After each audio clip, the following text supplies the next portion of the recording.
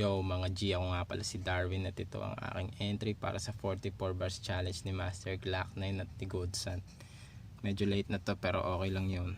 Let's go. Sisimulan ko to sa aking pagpapakilala. Ako nga pala si Darwin, batang nagmula sa Manda. 18 taon nang namumuhay sa mundo na kung saan ang mga tao'y magulo. Pinanganak sa Mindanao, pinalaki sa Mandaluyong, napunta na rin sa Pasig at doon na ako natutong makibagay sa lahat ng mga tao. Nakadaupang palad ko sa iba't ibang baryo.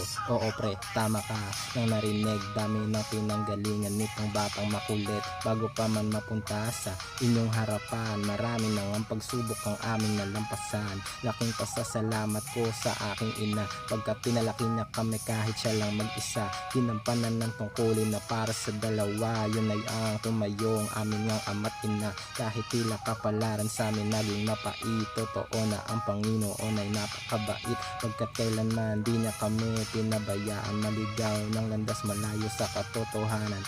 Mula noong kami lumisan sa pangangalaga ng aking ama, bumalik kami sa Manda upang doon muli na tumira. Sinubukan ni mama lahat ng kaya niyang subukan upang sa hirap ng buhay kami ay maigapang. Nagtinda ng yosi, kape at biskwit sa may bangketa, pagkat walang pagkain pag wala siyang naibenta. Sobra ang paghanga ko sa aking nanay, sapagkat siya ang superhero sa aming buhay. Kung wala siya di ko alam kung nasan ako ngayon. Malamang din ako nabuhay pa sa mundong ito, at wala na kayong poging Darwin pa na nasilayan, kundi nagpakatatag sa buhay ang aking nanay o siya.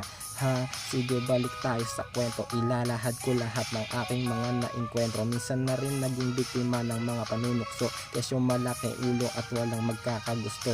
Di ko rin malilimutan tawag nila sa akin Megamind, but I always look and see it as a biggest compliment. Now just look at me and see what I become today. I'm a man who's never been broke and always full of confidence.